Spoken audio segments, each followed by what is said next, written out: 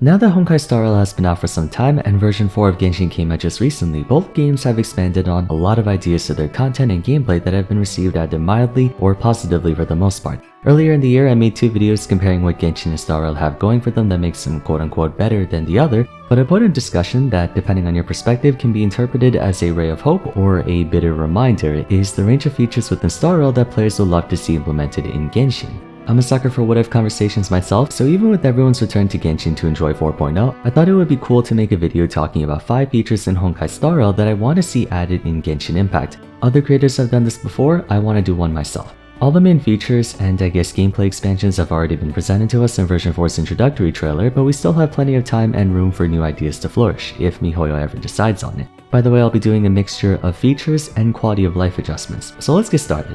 First idea, and easily the biggest one on this list, that I think would be a really interesting addition to the game would be the concept of awakened forms in Genshin. I know this is kind of in the realm of spoiler territory, but I'm guessing by now it's pretty obvious at this point. Dan Heng's true identity. Something I talk about very often on my channel is the idea of characters receiving buffs or corrections to the moveset to make them more usable. What sets Genshin apart from other gachas is the depth of every character. In most gacha games, players treat their units as a means to an end, someone you use to clear the game's content as efficiently as possible, and while that's also how things are in Genshin, a lot more thought is put into every unit's personality, design, and even playstyle, which is interesting considering how the game has only 2 activatable commands, E and Q. Basically, Genshin characters are more than just stats and skills, which makes it all the more frustrating when there are really creative and inventive ones that perform worse than others by not adhering to the game's foundational priorities. I'm personally still on that good regarding the idea of Genshin buffing characters, and there are many ways to do this, whether directly or indirectly, but one I haven't really talked about is the notion of awakened forms, or versions of a character.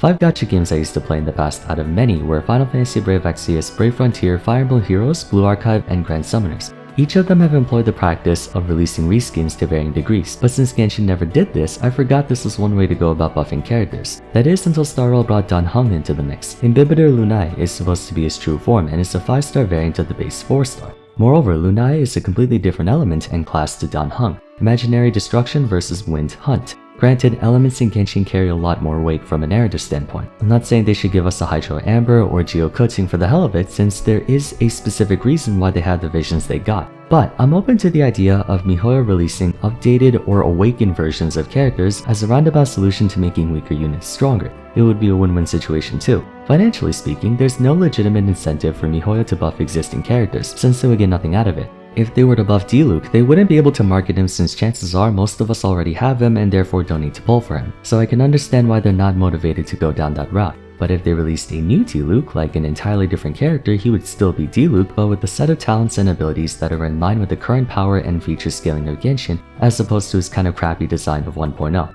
This might overlap with skins and whatnot. miHoYo is already playing with the idea of skins, so figuring out how to implement variants of a unit and how that will work with skins will take some thought. But it's a big possibility that can dramatically improve people's satisfaction with a unit while opening up the door for new, perhaps better ideas for a pre-existing character. Now I know what you're gonna say, aren't you the same YouTuber who made a video complaining about units with similar playstyles? Asking miHoYo to make variants of the same character contradicts that point. I see where you might get that impression, but variants don't necessarily have to be the exact same abilities made stronger. In fact, they usually aren't. As said earlier, Dan Heng's base form is Wind Element Hunt, while Lunai form is Imaginary Element Destruction. In no way do they play the same despite being the same person. Continuing with Diluc as an example, if we were to make an awakened version of him, he might still be a pyro unit thematically speaking, but there's no rule saying he still has to wield a claymore. They could give him an entirely new elemental skill, new elemental burst, maybe switch him from a main damage dealer to a tank. It would be really funny to see Diluc wielding a catalyst, or Amber trying to swing around a greatsword, or Razor using a bow. Again, this could be a very love or hate idea. Some might see this as another excuse for miHoYo to milk us for more cash, while others might see this as a fair trade-off for making their waifu or husbando stronger, or just giving an alternative playstyle. If you have regular Kutzing and then a polearm Kutzing or a bow Kutzing, and let's say in a different universe you could give different visions to characters, then I'd be curious to see how Anemo Kutzing would play out or Hydro Kutzing. If nothing else, it gives players to favor units more ways to use them. There's a Genshin YouTuber, whose name is escaping me at the moment, who used to have a video series where they and 3 other players fool around with 4 of the same character. They would take on a boss with 4 Klees or 4 Sayus to see the interesting interactions. I don't believe they should go so far as to reprint 4 copies of the same unit, but taking on Spiral Abyss with 4 different reskins of Klee would definitely make the game really interesting to go with.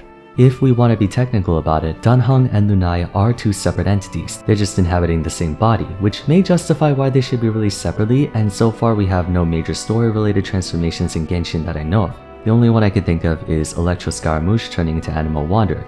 But those are still technically two separate entities if we really want to split hairs. Then again, we do have Child's delusion-induced Foul Legacy transformation, which makes him go from Hydro to Electro. Although delusions have a rather evil/malignant context to them, so maybe that might not work out for the good guys. Or who knows, maybe in the future they might find a way to engineer delusions to not drain your life force to use them. So in the distant future, we could fulfill our headcanon fanfictions of seeing Pyro Eula or Dendro Ayaka. You get the idea though, adding awakened forms or variants of a unit would be a good way to both satisfy MiHoYo's bottom line and give fans of weaker units a chance to see their favorite characters actually be good, even if it's not the original one. Enough of that though, let's move on to idea number 2, event catch-up. Another sore spot for Genshin I've talked about before, and so have many others. Star Rail has a feature known as Conventional Memoir, where even after a major event ends, you can still experience it. This is primarily reserved for any events with special game modes or story expansions. The caveat is that you do lose the ability to get whatever limited time items and rewards that come along with it, only being able to get the basic ones, which might be the only reason you would do those events, but it's a quality of life feature that many would appreciate, especially completionists. I hate to beat a dead horse again, but Genshin's Unreconciled Stars event way back in version 1.1 was far too narratively significant to be an event we can't do anymore. Like if you started playing Genshin from 1.2 onwards, you had absolutely no idea who the hell Scaramouche was when you ran into him during Inazuma's Archon questline. Stuff like that should definitely be archived for people who join later on in the game's lifespan. A huge aspect of Genshin Impact is the world building, exposition, and character experiences, and there are tons of events with that kind of material that portions of the fanbase aren't even aware of because they weren't around during that time. Missing out on crucial bits of information or segments of the story can leave players feeling cheated out. Not just in Star Rail, almost every single half-decent gacha game allows you to replay old events in this day and age. Some even allow you to get the full rewards from them, or maybe not all of them, but at least the ones that you can't find anywhere else. I for one advocate for at least allowing players to get their hands on the weapons and crowns of insight. More importantly, the ones that have plot significance to them. For example, Festering Desire got a lot of attention during your first stint at Dragonspine with Albedo in 1.2. Also, anecdotally, I have a hard time getting into games that are well into their lifespan because I subconsciously think about all the content and stuff I missed out on that I can never make up for, which will put me forever behind everyone else, or at minimum, forever deprived of certain things as everyone else. Yes, the idea is to create a sense of FOMO to keep players in quitting the game, and by removing the sense of urgency to complete something, it doesn't give a player any real motivation to complete the event, but at the same time, that's what's causing burnout for players. The stress of not being able to make up for lost time when events disappear. And there's no real cost to keeping them in the game either. It's not like it sets MiHoYo back $50 a day to maintain the event. Sure, on our end, it might make the game bigger in file size, but we can always download and delete events after we do them. Quality of life changes may be small, but they can have a meaningful impact on players' experience. Speaking of quality of life, that's going to be the next 3 ideas. Idea number 3 will be material conversions, specifically the ability to exchange more of one material you have an excess of for one that you don't have much of. I think I speak for most of us when I say some character ascension materials are a bitch and a half to get, while others are super easy to come across. To be fair, Genshin already has some semblance of a material exchange. You can turn in elemental stones with Dust of Azoth to get an element of your choosing, and you can also exchange weekly boss materials for other weekly boss materials in case you get RNG screwed. But Star Rail takes that a step further, allowing you to convert regular ones, including character ascension ones, so if you either overfarm one or are short on another, you can do that.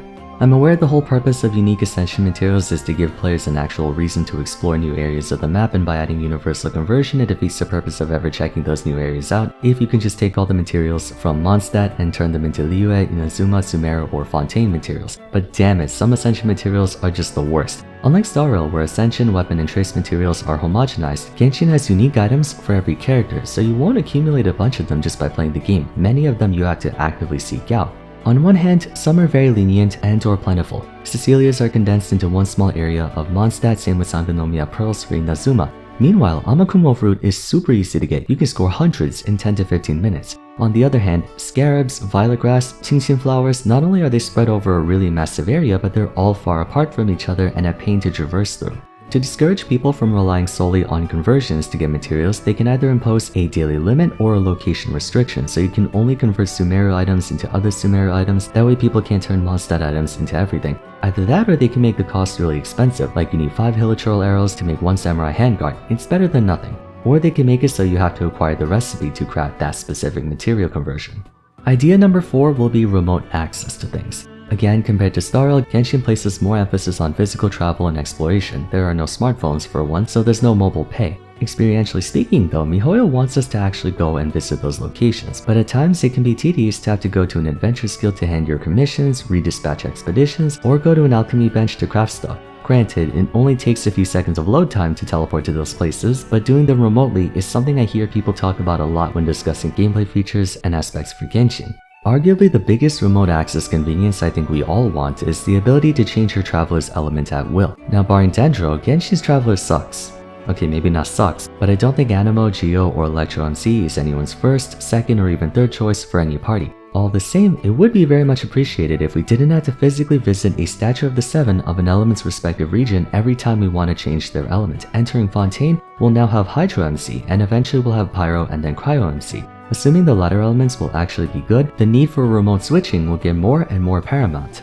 While we're on that, even though this isn't from Starl, I would like the ability to remotely turn in and initiate reputation bounties. Having to go back every time gets monotonous after a point. I probably sound like one of those people who want fast travel to everything, but there's a difference between exploration and backtracking. Sometimes being an open world game can backfire when you have to walk back and forth from the same spots.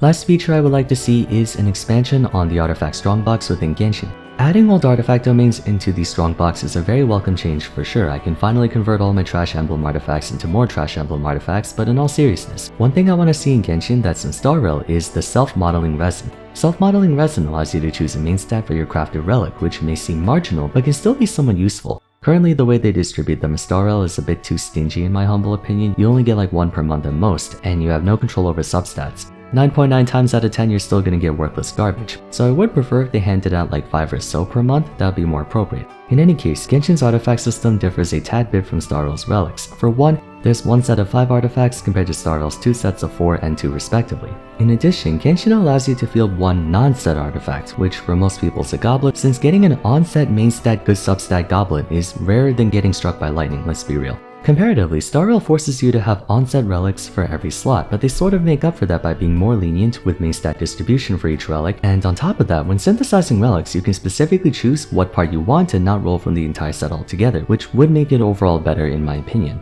Artifacts are still a really big pain point for Genshin's gameplay since everyone's continuously grinding for usable ones for all their units until the end of time, and it's one of the reasons why artifact loadouts were so heavily requested, so we don't have to get a full set for every character and can just move them around as needed. But I would like to have self-modeling resin anyway, some form, some way to diminish the need for RNGs to come through for us, if even a little. I don't care how much I'm gaslighting myself into believing self-modeling resin actually does anything, but just to repeat, it's better than nothing. That concludes my list of 5 features in Starl that should be in Genshin. Do you agree or disagree with these ideas, or do you believe there's one feature I forgot to mention that should be worth bringing up? Let me know in the comments down below. For now, if you enjoyed the video, it would be great if you left a like and subscribed. Don't forget to follow me on Twitter at VarsVaram, join my Discord server, and check out my other discussion videos if you haven't yet. Until next time, thanks so much for watching, and I look forward to seeing you again soon. Take care.